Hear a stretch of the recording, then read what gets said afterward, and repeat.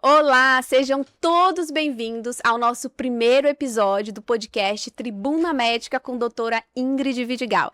E hoje eu tenho o prazer aqui de estar ao meu lado o doutor Romeu Belo, ginecologista obstetra, que eu considero, na verdade, o melhor ginecologista obstetra aqui do estado do Maranhão. Tive o prazer ali de ser assistida por ele durante ali o pré-natal, o parto e puerpério, e é um médico realmente exemplar. E trouxe ele hoje para a gente conversar sobre esse atendimento humanizado à paciente, sobre esse atendimento justamente durante todo o ciclo gravídico puerperal, então, para os médicos recém-formados, residentes, para a gente ter um olhar realmente como fazer um atendimento mais adequado, realmente mais informado a paciente, que reduza ali os conflitos na relação médico-paciente. Então, doutor Romeu Belo, seja muito bem-vindo a esse podcast, é um prazer recebê-lo. Mas, para a gente começar a falar, eu não quero começar a falar sobre o parto inicialmente, Sim. porque a gente sempre traz ali as orientações já desde o pré-natal. E o que levou você a entrar nessa especialidade, a ser realmente reconhecido nesse ramo e escolher essa área durante ali a sua pós-formação, né, medicina?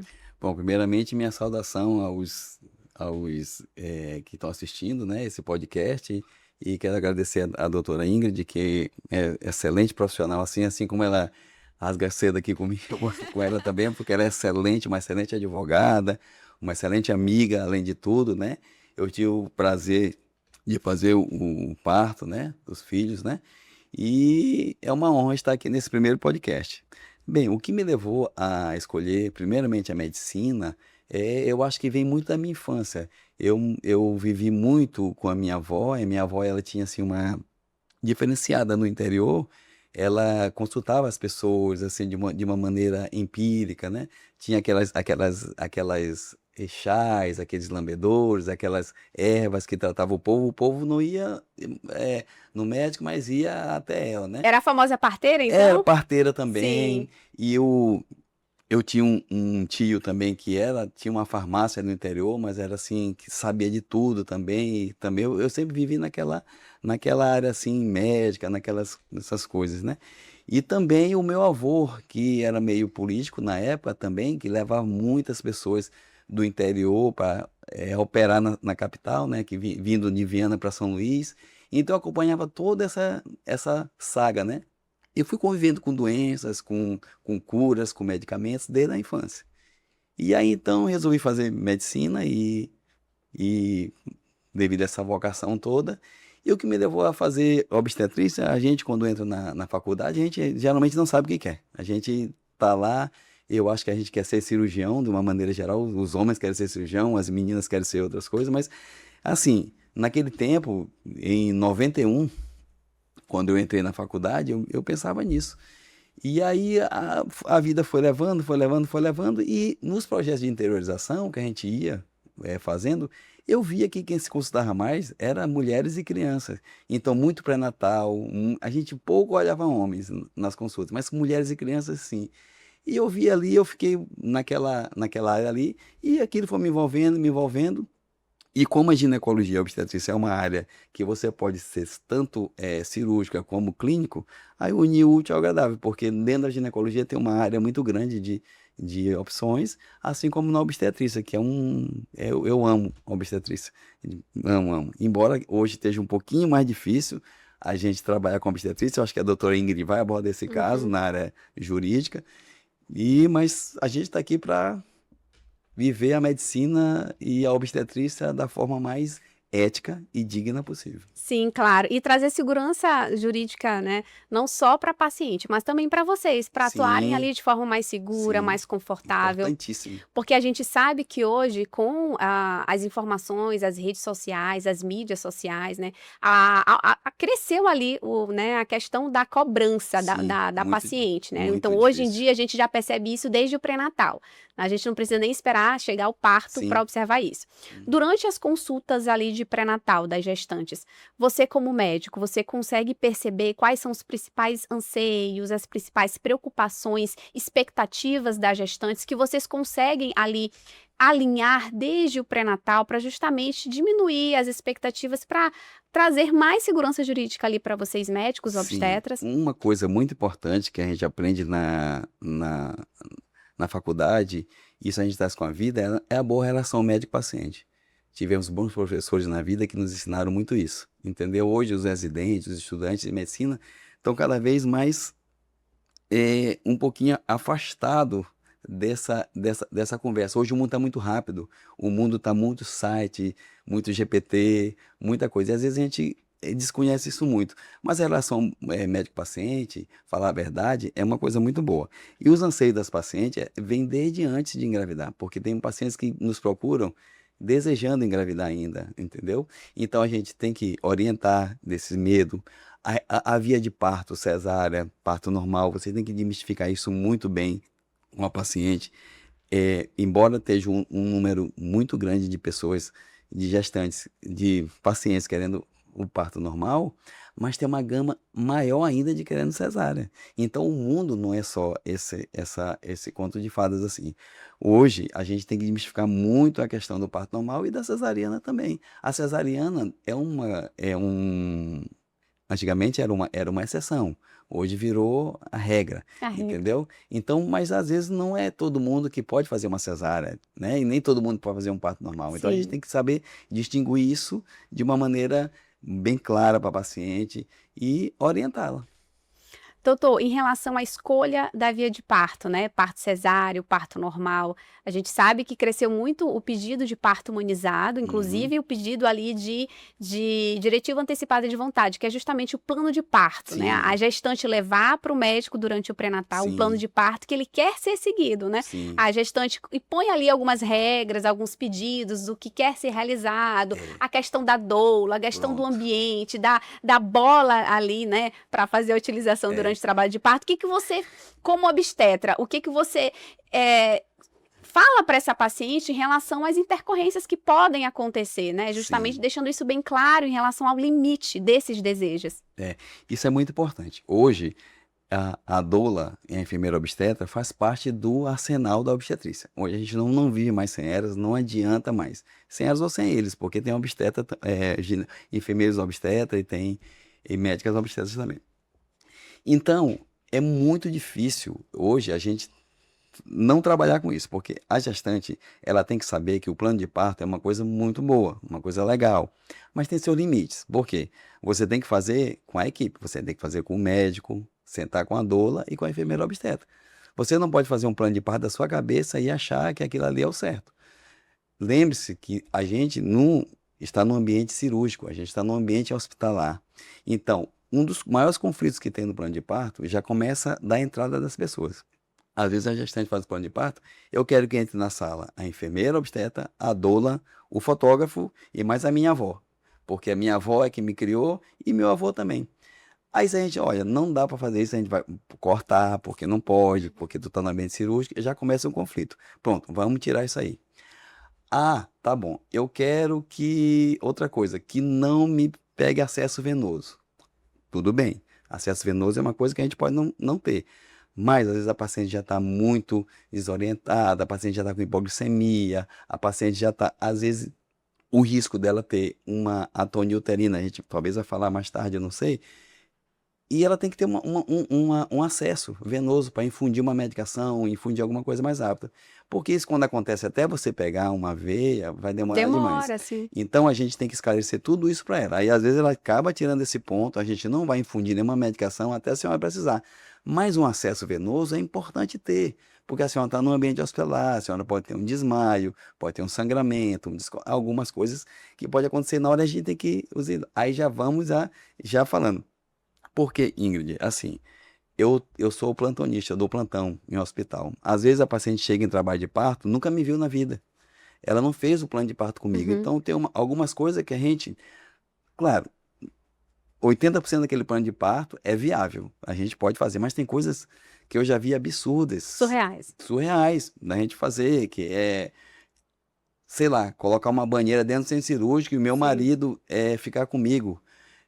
Teve um episódio que eu vi que o marido ficou sem camisa, porque ele queria o contato pele a pele com o pai.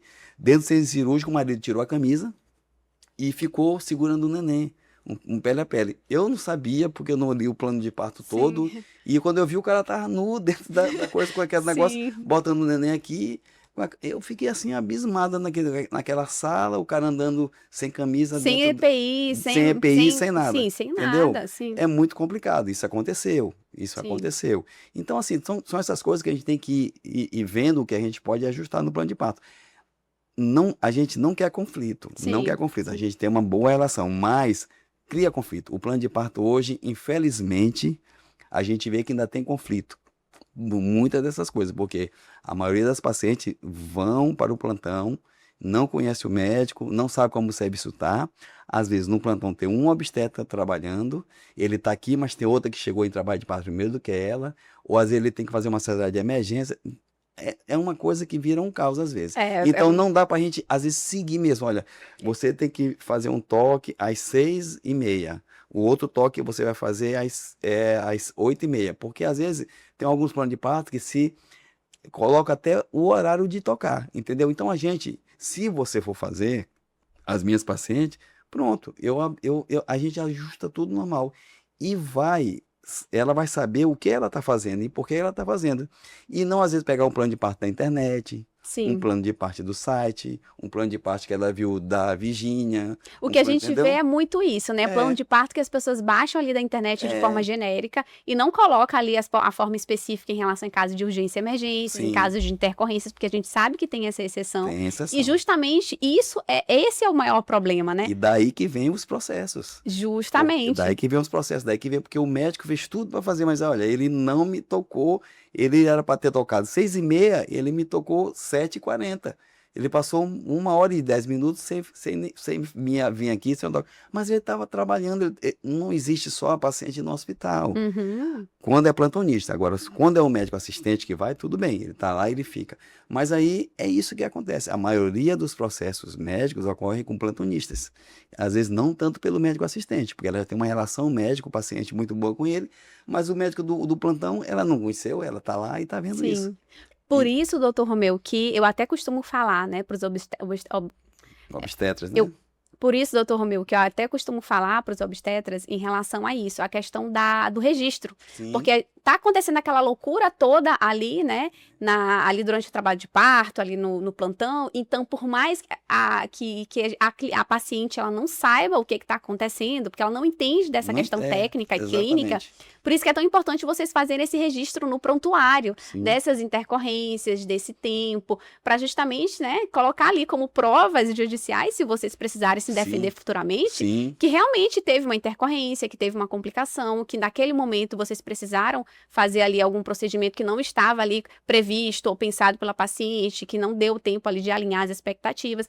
Então, por isso que eu costumo, inclusive, pontuar de forma bem enfática a questão do registro no prontuário. Pois é, e hoje é muito importante a gente ter essa orientação do advogado, ter essa orientação judicial, porque hoje a gente sai, às vezes, da faculdade, nós antigos, né? Hoje as pessoas mais novas estão até com uma noção melhor, mas a gente não acha que não vai errar, a gente acha que, não, eu sou médico, eu sou o bonzão, eu não erro, e acaba, às vezes não é nem isso, é a circunstância que leva a isso, Sim, entendeu? a gente, o que eu percebo? Que a grande maioria dos conflitos entre pacientes e entre médicos se dá pela falta de comunicação, Sim, pela falta de alinhamento da expectativa com a paciente. Não é erro verdade. técnico, É, não é um erro de isso, capacidade técnica do médico. Não, é, ele sabe fazer é, aquilo muito bem, é uma é, expertise muito grande. é, Mas às vezes, realmente, pela falta de um contrato, pela falta de um TCLE, né? Que às pronto, vezes o TCLE é muito genérico, é muito comum a gente chegar no hospital para qualquer procedimento, não falo nem só em questão de parto. A gente receber um TCLE,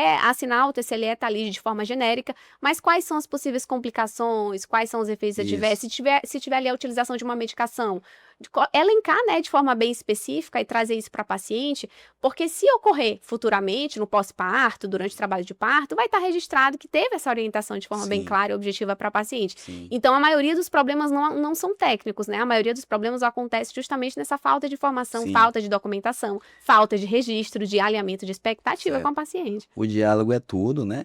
E aí já vem. Aí a educação vem de berço também, porque a gente não pode aqui dizer que todos os médicos são seres superiores, porque tem muita gente também que se deixa levar por muitas coisas. Às vezes, atender, ficar 48 horas de plantão, estou entendendo? Como acontece muito, o colega está cansado, Exaustão. exaustão, fica 24 horas de plantão, a porta cheia, e chega outro paciente, chega uma, tem que ter uma emergência. Então, isso aí também é muito difícil.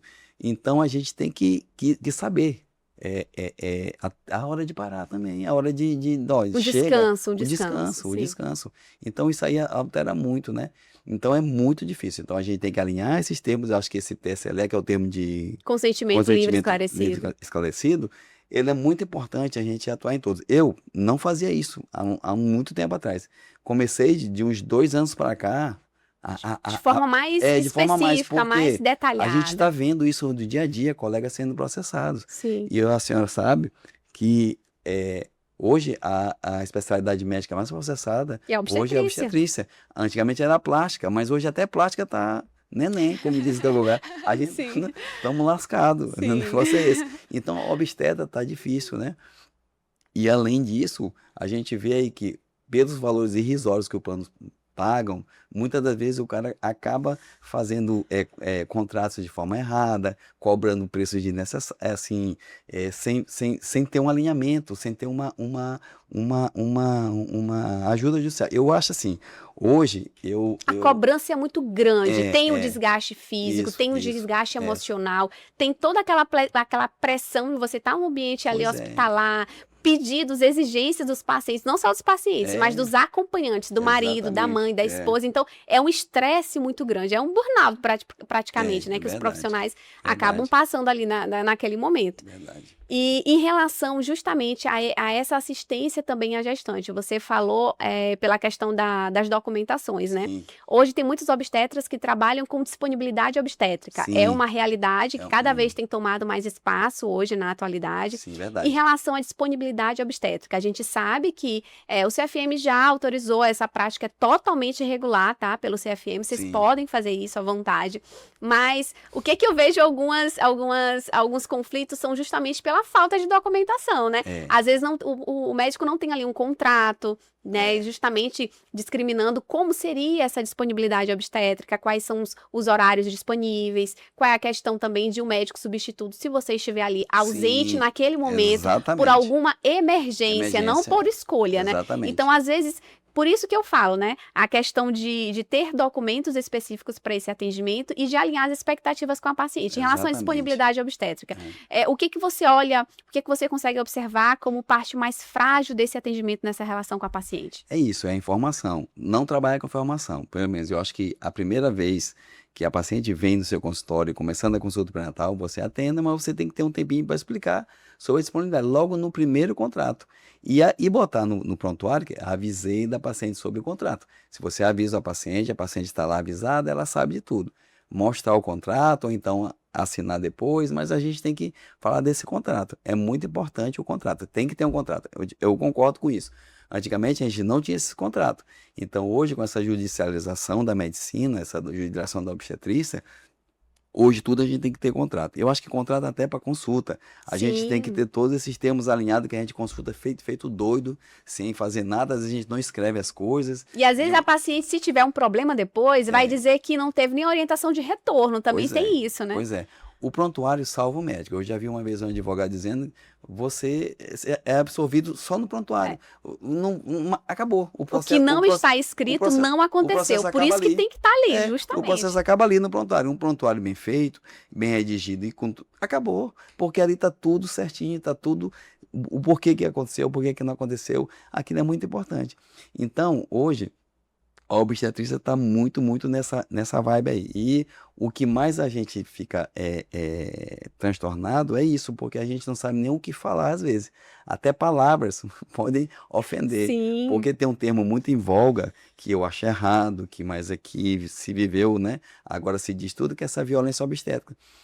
Porque hoje tudo é violência obstétrica. Você não é assim. Eu acho que a gente está num mundo que realmente a gente está muito polarizado, né? uhum, Então a gente tem que ter essa educação, como eu te disse, esse saber ouvir, esse saber respeitar e saber falar também. Eu não digo que tem muitos colegas aqui que não aceitam, né? Que eu não sim, quero, eu não faço parto normal de jeito nenhum, eu não faço, não me venho com plano de parto que eu não assino, não me venho aqui com sim. ninguém que eu não sou, eu faço o que eu quiser, eu sou o médico, eu sou o rei. Aí você vai se lascar. Hoje isso já mudou, Já né? mudou. Porque antes a gente tinha esse É, patamar, mas hoje não. hoje A não. realidade é totalmente Pois é, eu diferente. disse, Tem que se colega, adequar. tem que se Tem que se adequar, adequar. tem que se adequar. Não adianta a gente se adequar a tudo, tem que se adequar a esse mundo novo, entendeu? Então a gente tem que saber trabalhar com isso. Como isso está muito novo, em voga, Uhum. né? E agora, eu acho que, se me corrija se eu estiver errado, passou a lei a doula vai. Sim, agora a gente já tem uma lei nacional em Sim, relação à presença da doula no trabalho de sim, parto. pronto. Ela pode entrar, ela pode ir na Sim. consulta, ficar sentada do lado você não pode. E não é considerada acompanhante, porque a gestante tem o Exatamente. direito a acompanhante e também tem direito a uma doula. Mas tem colega que não sabe disso e não aceita. Sim. Então, como é que a gente, entendeu? Porque não sabe da lei, não sabe de nada. Uhum. Então, eu acho que a medicina hoje, a gente tem que trabalhar com isso. Tem que trabalhar sempre. Essas orientações, esses treinamentos. Se você não tem um advogado, é melhor ter. Olha, é verdade, é um seguro. É É, melhor é, ter. É preciso para ter essas informações, é. né? Atender com mais segurança Mais jurídica o segurança paciente. jurídica. E em relação justamente, ainda no pré-natal, a gestante, né? A gente estava falando da questão do parto, da escolha de via de Sim, parto, sim, sim. cesárea e parto normal. Eu lembro que eu mesma pedi para você Sucesso. fazer o parto cesárea. E Cesariana. você no consultório falou, olha, a partir de 39 semanas, Sim, sim, porque o sim. Ministério da Saúde É, preconiza. Então, deixar isso muito claro muito também desde o claro. pré-natal. Até porque você tem que ter uma data segura. Porque o que acontece? Ah, eu quero fazer a cesárea no dia do aniversário do meu avô. Eu quero fazer o meu aniversário no dia do meu namoro. Mas minha senhora, é 37 semanas. Não, doutor, mas dá, vê se não dei aí, porque eu quero. Não, eu quero fazer a cesárea segunda-feira que meu marido viaja, não sei quanto. Não, não é assim.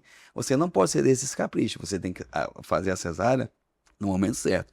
E qual é a idade melhor? Entre 38 e 3, mas a gente não faz mais 39 semanas. Por que 39 semanas? Porque as evidências mostraram, isso sempre teve assim, qual é a data mais de você fazer uma cesárea letiva? 39 semanas, por quê? O neném tem menos risco de anemia, o neném tem menos risco de hipoxemia, o pulmão já está totalmente formado, não vai mais ganhar nada, a placenta nessa fase já começa a envelhecer e não passar mais nada, e não tem mais nutrientes, então assim, não é preciso mais você esperar até muito tempo. É claro, Sim. você pode ficar até as 41 semanas, mas essa é a idade, é uma idade, sabe, Segura, segura. Se ela segura. quiser fazer com 40 semanas, tudo bem. Mas é raramente, porque sempre entra em trabalho de parto, entendeu? É difícil. Certo. E ainda durante o trabalho, durante o pré-natal, para a gente Sim, finalizar aqui o essa pré-natal, discussão, tá. eu tenho algumas demandas que aparecem justamente em relação à laqueadura, né? Ah, sim. Então é uma coisa que ainda dá dor de cabeça hoje em dia, porque a gente sabe, né, que não é todo procedimento cirúrgico, médico ali, ele não é 100% eficaz, mas algumas pacientes ainda acreditam que sim. Ah, eu fiz a laqueadura, eu fiz ali e eu não tenho mais chance de engravidar, aparece É, 6 meses, 2, 3 anos depois ali grávida e quer processar o médico. isso, eu falo uma palavra, isso é uma desgraça. Porque Sim, a mas laqueadura, é. porque a laqueadura tem vários tópicos, não é só a laqueadura em si. O Uhum. prazo, você tem, hoje no Brasil, segundo a lei, me corrija se estiver errado, é do Código Civil, 14.443, parece que é do Código Civil, a lei passou a ser agora, de 2022 para cá, foi promulgada depois de Sim. 180 dias, ela passou a ser, a paciente não precisa mais ter nenhum filho. Uhum. Ela, a partir de 21 anos, Uhum. né, se ela não tiver nenhum filho, ela pode ligar. E Antigamente não. antes já ainda precisava da autorização É, ainda do antigamente esposo. era acima de 25 anos, ou 2 filhos e com a autorização do marido. Saiu a Sim. autorização do marido e saiu a quantidade de filho.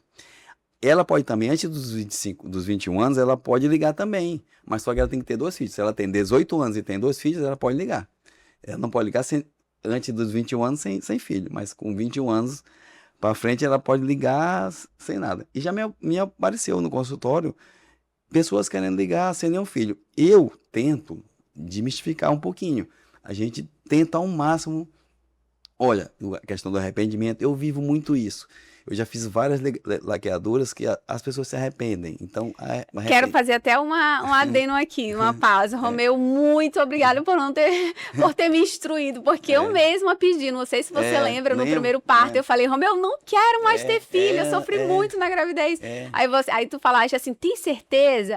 Você não quer pensar de novo? E aí você fez isso, não foi só uma vez, foi outras vezes também. Aí, eu falei emprenhar. Foi, não quer emprenhar de novo? Aí eu olhei pro meu esposo e disse, não pretendo ter outro, né? Não, deixa eu pensar então. Não, mas ele queria. Nossa! O bicho tava querendo.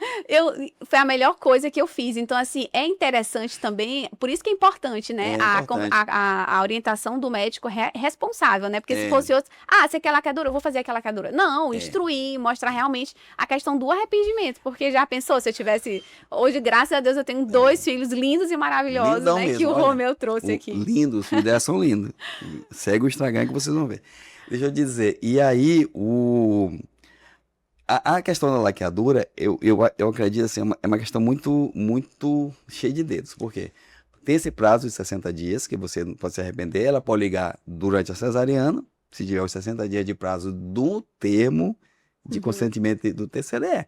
Porque até os planos de saúde, se faltar um dia para fazer, se ficar com 59 dias da assinatura, eles não fazem. Eles não fazem. E quantas vezes a gente já fez, eu mesmo já fiz isso, que isso aí é uma coisa que eu não faço mais. A paciente, doutor, o plano não autorizou, me ligue. Eu ligava. E aí? Se acontece um problema. Um problema. Aí a paciente, olha, eu não mandei ele me ligar. Pois é. Tá entendendo? Cadê o TCLE? Cadê o contrato? Cadê a prova? Cadê a prova? Não tem. É complicado a gente fazer isso. Então, hoje, esse mundo tá assim. De uma maneira que a gente tem que fazer tudo isso junto. Mas a gente não teve essa orientação jurídica, os antigos. Sim. Eu acho que os mais novos, assim... Os novos, na faculdade, ainda também estão escassos dessas informações. Ainda mas como tem as mídias sociais, esse momento aqui de podcast, de reunião, de postagens, de vídeo, hoje tá tudo mais, né? Mais divulgado. Sim. Então, eles têm mais essas informações. Na época de vocês, né? Não querendo chamar de velho, Romeu. Mas na época de vocês não se falava muito sobre isso. Até porque esse termo que foi realmente... Eu costumo dizer que é um termo mais criminalizado, né? Porque acaba criminalizando ali a obstetrícia, né? Trazendo a obstetrícia ali, o atendimento do obstetra, como se fosse realmente um atendimento que às vezes pode trazer até um malefício para o paciente. E não é. Vocês atuam para salvar vidas, para trazer vidas ao mundo, para cuidar de 2 vidas, às vezes, exatamente. ou até mais, dependendo da gestação. É um binômio, mãe e filho, mãe e feto. Então, a gente sempre está ali. Então, enquanto está ali na barriga, a gente é o pediatra do neném. Depois que nasce, pronto. A gente ali tem que trabalhar com o neném e tem que trabalhar com a mãe. São as 2 coisas que são importantíssimas você ficar vendo ali, porque é muito difícil. É muito difícil, não é fácil. Todo mundo parir normal, se deixar dentro do mato, vai parir normal. Vai parir. Talvez vai ter o filho, vai parir na ilha Mas sem deserta. Uma assistência ali adequada. Mas o problema é esse, é que tem muitas complicações na gravidez, muitas complicações que a gente fica... E o papel do obstetra, do pré-natalista, ou da enfermeira obstetra também, a gente não vai esquecer, que muitos desses rincões do Brasil não tem obstetra para ir, né? Não tem obstetra para chegar em todo lugar. Interiores, as enfermeiras fazem esse trabalho bem digno também. Muito digno. Então elas fazem aquela primeira consulta. Aí, claro, quando tem uma complicação, elas fazem o pré-natal de baixo risco. Então, se acontece alguma coisa, eu já trabalhei em PSF, eu trabalho em PSF de alto risco. Eu era uma referência, eu trabalhei aqui em alguns municípios, entre eles em Passo Lumiar, muitos anos atrás. E as pacientes eram referendado. Eu só consultava só diacho. Só coisa difícil. Só coisa difícil. Eu só consultava, era hipertensa, diabética, era trombofílica, era o diabo 4. Porque chegava para mim, essas pacientes. Daí a importância disso tudo. Mas a enfermeira obstetra, ela ajudava bastante mesmo. Porque o pré-natal de baixo risco é fácil. Todo mundo faz. Tu falaste da questão da UBS, dos interiores. Isso é uma realidade, porque já vi também casos, né? da falta de continuidade de orientação, porque na verdade, às vezes, por mais que vocês falem, por mais que a obstetra, a enfermeira obstetra fale, olha, você tem que voltar aqui a próxima consulta com a data prevista para tal dia. Sim. Às vezes elas faltam, ao invés das consultas necessárias, elas vão 2, 3 vezes, não faz acompanhamento correto, deixa de fazer um diagnóstico ali de uma toxoplasmose ou alguma coisa, e depois vão ter algum tipo de problema, né? A criança vai nascer com algum problema. E nos processar. Justamente, por isso que é importante, mais uma vez, quem tá ali de frente com aquela paciente, seja enfermeiro, seja obstetra, registrar as orientações e condutas futuras que a paciente deve fazer. Ingrid, é isso mesmo, porque aí vai dizer assim, o médico não me disse. Justamente. Não disse que era para tomar essa vacina, o médico não me disse, mas a senhora não veio, tá aqui registrado. Cadê aqui?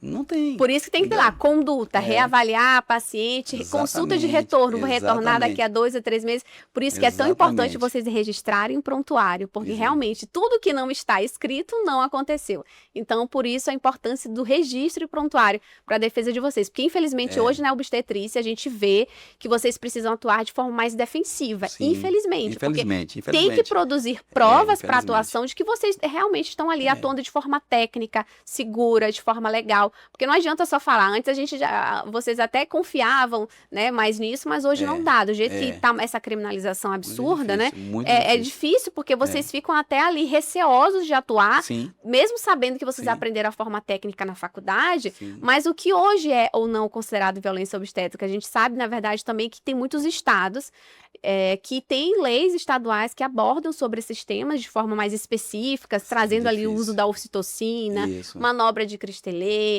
a questão da episiotomia, até tricotomia hoje, né? Se você fizer ali até isso hoje é considerado violência obstétrica. Então, saber pontuar para paciente, né? Principalmente quando elas chegam com plano de parto, a gente já consegue perceber que são pacientes normalmente mais informadas. Então, elas já chegam ali tendo essa consciência. Então, conversar com elas, olha, vamos lá, o plano de parto tem isso daqui, mas você sabe por que eu utilizo a ocitocina? Exatamente. Quais são os casos que eu utilizo a ocitocina? Ela pode ser utilizada. Pode ser utilizada. Tem conhecimento científico para isso, tem embasamento científico, ela não pode ser utilizada de rotina, mas com justificativa clínica, ela pode sim ser utilizada. Muito. Deixar isso muito claro para a paciente em relação também à episiotomia. Olha, de rotina, tudo bem, não é realizada, mas se tiver justificativa, crianças aí, né, maiores, GIGs, a questão... E aí eu quero que você explique um pouco mais pra gente sobre essas possibilidades de não caracterizar ali esse tipo de violência obstétrica, para vocês não receberem esse tipo de denúncias ali. Pois é, eu tento falar muito sobre isso. Olha, abordaste muito bem. A questão da ocitocina é outro ponto de conflito. Então, entrada de pessoas na sala, ocitocina é um ponto de conflito muito grande entre obstetra, entre doula, entre enfermeira. É um ponto de conflito muito grande. Por quê? Tem as suas indicações. Por exemplo,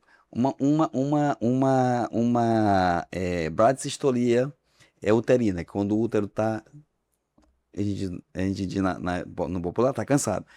Eles entram em exaustão. O neném está ali no trabalho de parto, já está num período assim, semi-expulsivo ali, já está bem baixo e não consegue mais.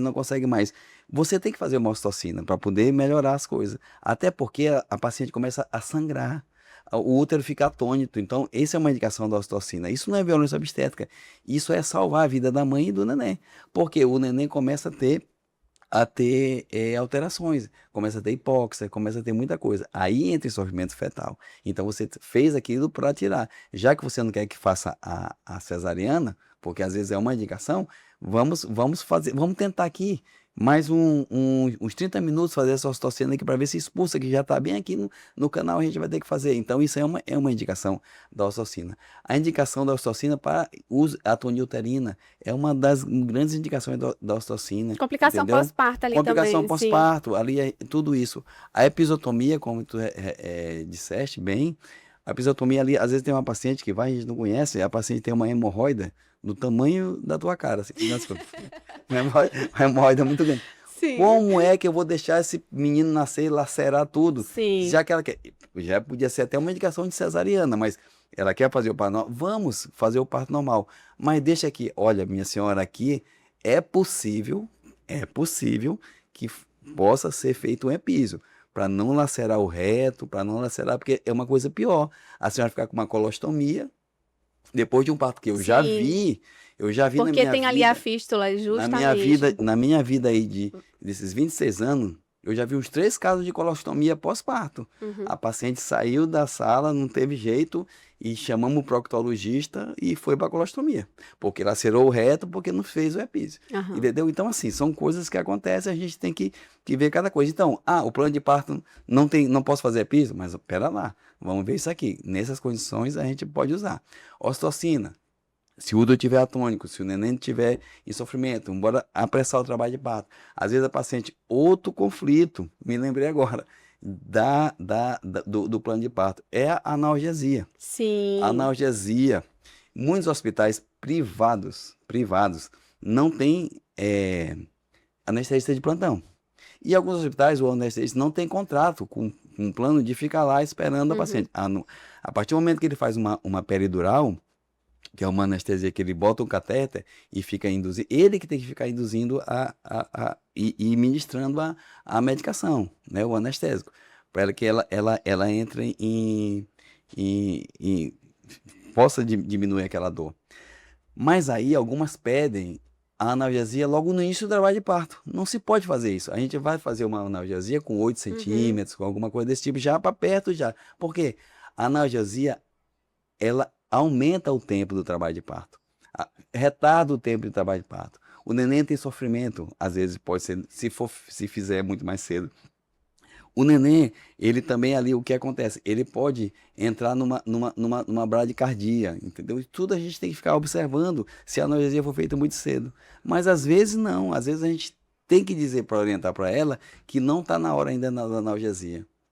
Mas eu quero porque está no meu plano de parto. Aí fica uma coisa, entra um conflito. Mas aí porque o plano de parto não foi feito com anestesista, não foi feito comigo, não foi feito. Isso acontece às vezes quando o plano de parto é feito não é feito com plantonista. Então, assim, tem essas coisas que acontecem, essas coisas, falaste da ocitocina, eu me lembrei dessas coisas que acontecem, esses conflitos no plano de parto. Que se o médico não souber se impor na hora, não impor. Impor é uma palavra muito, muito difícil. Não souber dialogar e explicar o porquê das coisas, aí não tá difícil. Mais uma vez, por isso a importância do diálogo com a paciente, informar de forma antecipada, desde o pré-natal, mas também ali durante o trabalho de parto e registrar, né? Por favor, sempre registrar absolutamente tudo ali durante o trabalho de parto. Então, uma coisa que acontece também às vezes, e as pacientes acabam também achando que é algum erro de técnica, em relação à lesão plexo-braquial, né? E conta pra gente um pouquinho como essa gestante ela pode entender que isso pode acontecer, apesar de serem casos mais raros, mais difíceis, mas que não significa que automaticamente ali a culpa foi do obstetra. Acontece lesão de plexo braquial mais em parto normal do que em cesariana. Muito raro acontecer em cesariana. Pode acontecer. Mas o parto normal acontece justamente com feto macrossômico, com feto muito grande, que às vezes a gente não consegue fazer a manobra para tirar o ombro, o braço, acaba lesando sem querer às vezes. Muitas das vezes, existe umas técnicas que isso aí pode ser para salvar a vida da mãe, uma fratura de clavícula para poder dobrar o ombro para saber. Para conseguir sair. Porque a clavícula ela se recupera depois, mas a gente tem que avisar isso para a mãe, para o acompanhante, para tudo, porque às vezes não dá mais. O neném já saiu, a cabeça, a insinuação já passou e não dá mais para voltar. Não dá mais para voltar. E você tem que fazer alguma coisa. Não consegue meninos de 5 quilos que chegam no plantão parindo. Às vezes não foi culpa chegou parindo, chegou no trabalho de parto, porque não teve, acontece muita essas pacientes mais do SUS, porque se fosse já orientava uma cesariana para acontecer isso, mas isso pode acontecer, essa lesão de plexo braquial. Muitas das vezes a gente não coloca isso no TCLE, não existe, eu pouco vejo isso, mas pode acontecer sim. Como essa possibilidade. Essa possibilidade dessa uma lesão a gente não vai lesar o braço da criança. Porque é raro, assim. É raro, mas acontece. Por isso que é importante também, naquela loucura ali durante o trabalho de parto, também registrar isso. Olha, comuniquei a paciente, justifiquei que tem essa possibilidade, qual foi a razão, o que aconteceu aqui durante o trabalho. Ela ficou tanto tempo durante o trabalho de... outra coisa interessante a falar também, a questão do partograma. Principalmente nos interiores. Tem muitos... pela questão mesmo, às vezes, da falta de... Porque sabe que é necessário necessário, em alguns casos, claro, né, a questão da utilização do partograma, mas não tem ali o costume, né, de fazer a utilização. O partograma é muito importante, porque o partograma tem uma linha de ação da apresentação. Essa linha de ação a gente pode mostrar para a mãe, está entre duas retas. E a gente vê, ó, não está descendo, a sua perna não está insinuando, já está com muito tempo. A gente tem que fazer alguma coisa. Induzir. Aí entra a questão da ocitocina ou a cesariana, entendeu? Então, ela vai escolher naquela hora. O partograma, ele vai ser um documento complementar que Sim. vai ajudar o obstetra a comprovar que teve uma intercorrência durante aquele trabalho de parto e que foi necessário utilizar ali a intervenção de ocitocina ou qualquer outro tipo de intervenção. Então, soma ali como uma prova judicial para o obstetra. Mas aí, Ingrid, acontece uma coisa que raramente a gente vai conseguir, porque as pacientes quando chegam lá pra gente, elas estão com a enfermeira obstetra e a doula em casa, elas vão para lá quando já estão com 8 centímetros, com 7 centímetros. Eu não abri o partograma, eu não comecei o partograma. Eu não posso fazer mais o partograma porque já começou. Para mim fazer o partograma, eu tenho que acompanhar desde o começo. Ela chegou no plantão, eu abro o partograma quando ela está no comecinho. Tudo bem, chegou com 3 centímetros, a gente começa a abrir o partograma e vai. Se eu não parei comigo, mas outro colega vai continuando. Mas às vezes já chega num período que não dá mais para a gente fazer partograma. Para iniciar, o registro não dá mais o registro, porque a gente não sabe a hora que começou. A gente tem informações técnicas que a enfermeira obstetra deu pra gente, que tá. Muitas das vezes elas não contratam a enfermeira obstetra, elas só contratam a doula. E ficam lá com a doula e a enfermeira... Por quê? Porque a doula fica lá. A doula... Hoje é um apoio muito emocional que ela tem e um apoio de exercícios físicos, porque a doula faz exercício físico. Relaxante, faz muscular, uso da bola, massagem. As mamas, isso mesmo. Faz tudo. É uma amiga que ela tem do dia a dia. Ensina ela como vai ser, como amamentar, tudo. É uma coisa muito boa. A enfermeira já entra com a parte técnica. A enfermeira pode fazer o parto, pode tocar. A enfermeira, ela tá ali para observar todas a dinâmica da gestante. Ela tá ali para orientar sobre a possível doença que a paciente, se a enfermeira obstétrica faz um acompanhamento junto com o médico, uma paciente com pré-eclâmpsia, uma paciente diabética, ela tá ali para orientar. O médico, ela está ali para orientar a paciente a vir para nós, ela está ali como um apoio da gente. E muitas das vezes eu recebo ligações das enfermeiras obstetras. Olha, Romeu, eu estou aqui com a paciente aqui, hoje a glicemia dela aumentou um pouquinho, a gente está com essa insulina, a gente pode aumentar a insulina, pode aumentar? Pode, isso é muito legal, isso é muito bom, entendeu? Esse feedback... É um cuidado compartilhado entre o obstetra, o doula. Já começa antes a paciente quer engravidar. Então já começa com a família, começa com o marido, então já vem pra gente pro pré-natal. Às vezes tem a família todinha ali que faz parte. Vem tudinho, cachorro, papagaio. Todo mundo pra opinar, mas aí tem que regrar, né? Ó, tem um limite técnico aqui do médico, por mais que tenha a doula, por mais que tenha ali. Então tem essas limitações. E outra questão dali na assistência, né, durante o trabalho de parto e no pós-parto, é a questão de complicações pós-parto, né? Questão de hemorragias, questão de eclâmpsia.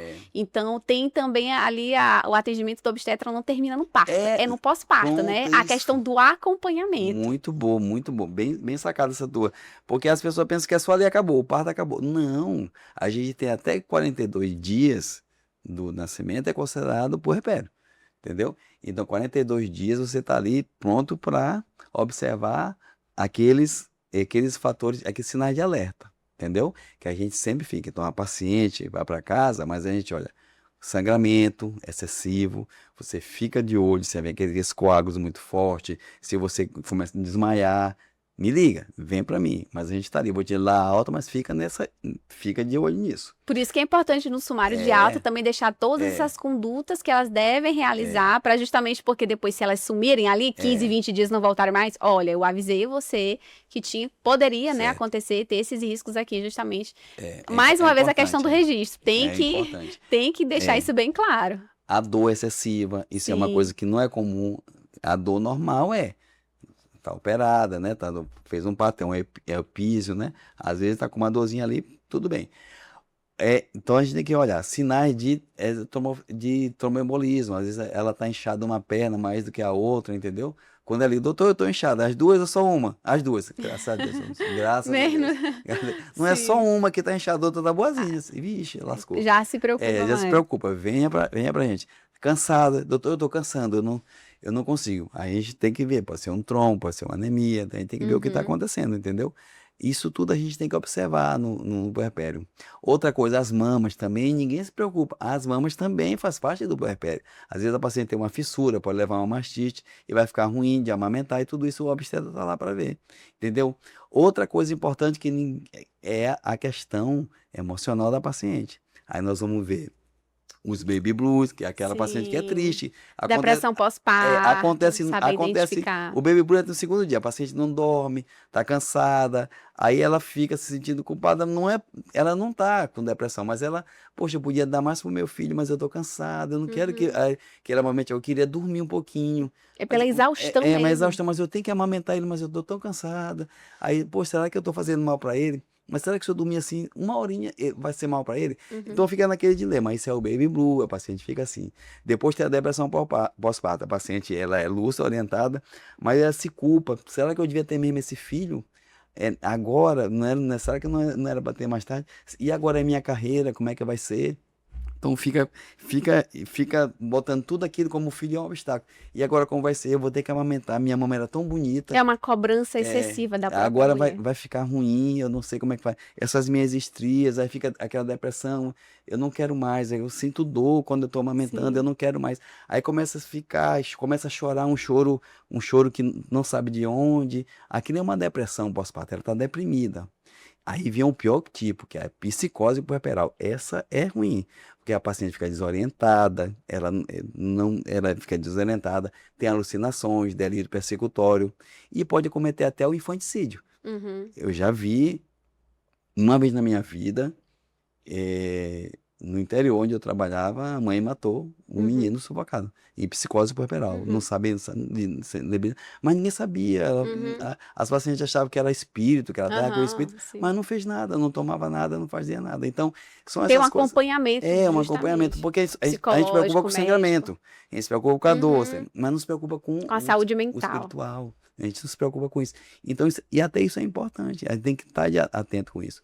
E a gente saca, na hora que a paciente está, a gente já saca. A paciente que pode ter uma psicose, a paciente que pode ter um baby blue, a gente sabe, na hora a gente vai ficar, a paciente já começa a ter, doutor, eu não queria engravidar não, meu Deus do céu, não sei. Aí tem umas que não querem, entendeu? Você já começa, isso aí atrapalha muita coisa. Muita coisa mesmo, muita coisa, muita coisa. Ainda na relação do pós-parto, doutor Romeu, a questão do contato pele a pele. Eu não sei se você já sabe sobre isso, mas inclusive isso hoje, infelizmente, também é considerado aí uma violência obstétrica. Né? Então, a falta de contato pele a pele, as gestantes alegam, se o obstetra ou pediatra não trouxe ali para mim, eu não tive contato pele a pele, é uma violência. Das coisas que hoje eu vejo, que são as mais autorizadas, as mais feitas hoje do plano de parto, que é seguida, é isso. Eu vejo muito. As pediatras estão deixando muito pele a pele. É claro, se tiver alguma intercorrência, leva, mas isso é bem avisado. Onde eu trabalho, todas fazem isso muito, muito, muito bem. Muito bem mesmo. Por isso que quando tiver alguma intercorrência, alguma necessidade da criança correr, por exemplo, no caso do meu filho, né? Ele foi direto para UTI, mas ainda assim eu cheirei ali um pouquinho, mas ele foi, porque ele precisou, ele estava ali com uma dificuldade respiratória. Deixar isso claro, dessa possibilidade para paciente. Eu não sei se foi no teu caso, eu não me lembro quem foi o pediatra, e eles falam, olha, se tiver tudo bem, eu vou deixar o contato pele a pele, mas se acontecer alguma intercorrência, eu vou levar, pronto. Isso aí é muito importante. Mas não acontece casos que a gente fica assim, não, mas eu fico, aí não tem jeito, né? Porque Entendi. Doutor Romeu, se hoje você fosse dar alguma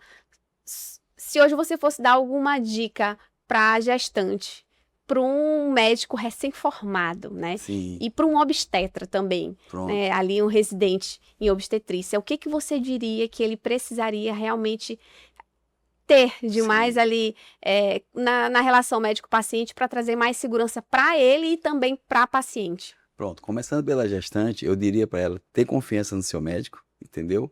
Tentar levar todas as dúvidas, né, para ser respondido junto e não criar e não ir atrás de modismo ir atrás de algoritmo, conversar com o seu médico, porque às vezes muitas das coisas que a gente lê está ultrapassado.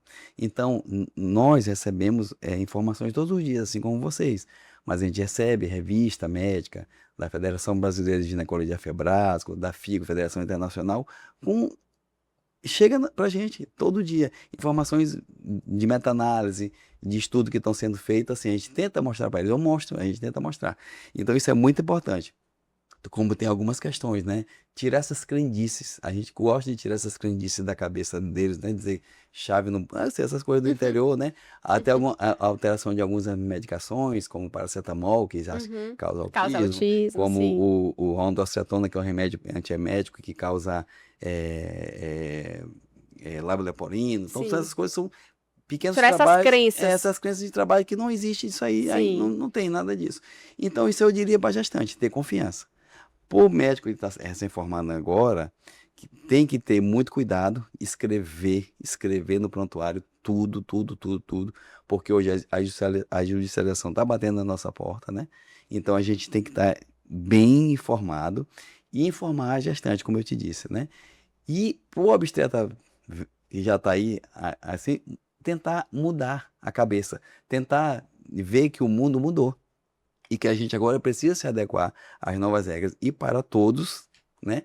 Tanto os estudantes como os residentes e para os obstetras e os médicos em geral, procurar ajuda judicial, procurar um escritório, procurar a doutora Ingrid Vidigal, que é referência em direito médico aqui em São Luís, uma profunda estudiosa no assunto, além de ser, se você não sabe, enfermeira obstetra. Então ela vê os dois lados da causa. Então essa é boa para ajudar a gente. Porque Procurar uma boa assessoria jurídica. uma boa assessoria jurídica, porque sem isso a gente não adianta mais a gente saber de medicina, a gente tem que saber hoje de tudo.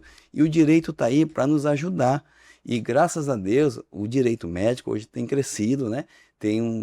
A gente vê muitos bons profissionais aqui na área de São Luís, aqui, já tem muitos bons, assim como a doutora Ingrid, e isso aí nos ajuda muito, fortalece muito a gente. Então, se você acha que não vai acontecer comigo, espere um pouquinho que vai chegar. A questão não é se, a questão é quando quando. vai acontecer. Quando E vai. quando acontecer, quando o processo judicial chegar na porta aí de um obstetra, será se ele vai estar protegido judicialmente? Será se ele vai ter um prontuário completo? Vai ter o TCLE? Vai ter um contrato? Vai ter todas as documentações que comprovam que ele realmente atuou com técnica e segurança? Essa é a questão. Dos processos da laqueadura, como eu me lembro, de 0,5% a 1,5%, você tem de recanalizar. É isso que eu estou dizendo. Então, assim, isso quer dizer o quê?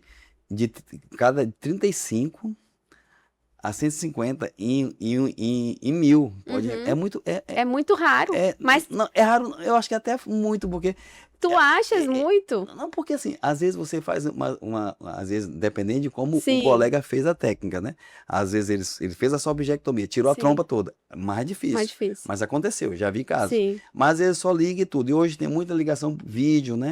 Que você faz aquela queimação, às vezes bota clipe, algumas coisas assim. Isso pode acontecer, porque a tromba ali fura, se a fibra estiver lá, às vezes o óvulo sai, entra naquele buraquinho. E vai fazendo. Então, assim, avisar também que às vezes, pós uma laqueadura, às vezes pode acontecer uma gravidez ectópica. Sim. Uma tubária. Então isso aí tudo tem que Possibilidade. estar registrado. Mas doutor, o senhor não me ligou, como é que teve isso? Ninguém vai... Por isso a importância de uma assessoria jurídica preventiva, não só judicial. Doutor Romeu, lhe agradeço, adorei essa conversa, esse nosso bate-papo foi excelente, eu tenho certeza que tirou a dúvida de muitos profissionais, né? E trouxe aí a vontade de entender um pouco mais do que seria justamente essa questão da orientação preventiva de vocês, médicos obstetras, para atuarem com mais segurança jurídica, né? Uma boa relação médico-paciente. Então, eu lhe agradeço muito pela participação aqui no nosso podcast. Espero lhe ver novamente em um futuro muito breve. Muito obrigado. Eu também me senti muito à vontade, primeiramente, né? E para quem me conhece sabe que eu sou um pouco assim, eu falo muito, eu gosto muito de trabalhar com humor, então eu sou muito bem-humorado. E aqui eu me senti muito bem. Sim. E outra coisa que eu queria deixar aqui, né, para todos vocês, né, que estão nos assistindo aqui, que esse nosso momento aqui que a gente reunião teve aqui, foi abordado vários assuntos que acho que cada assunto dava um podcast. Dava, cada assunto Para dava. falar sobre as dores, um podcast todinho. Para falar de complicações obstétricas no pós-parto, é um mundo, entendeu? Para falar de todos os temas desses, é muita coisa mesmo. Então, a gente conseguiu aqui falar de algumas coisas, mas De forma superficial, mas de forma bem mais... A ideia, como a gente está num podcast jurídico, Tribuna Médica, é isso. É ter essa orientação jurídica. Pelo amor de Deus, gente, eu vou levantar essa bandeira aqui mais uma vez como médico aqui, como amigo de vocês, que algum médico que estiver assistindo, e as nossas pacientes queridas, assim, antes de processar, vamos primeiro dialogar. O diálogo é a coisa mais importante. Tudo se resolve num bom diálogo, tudo se resolve numa conversa. E não armar armadilhas, entendeu? Isso é muito importante. Eu acho que isso é muito importante. Até mesmo para ter uma boa relação médico-paciente.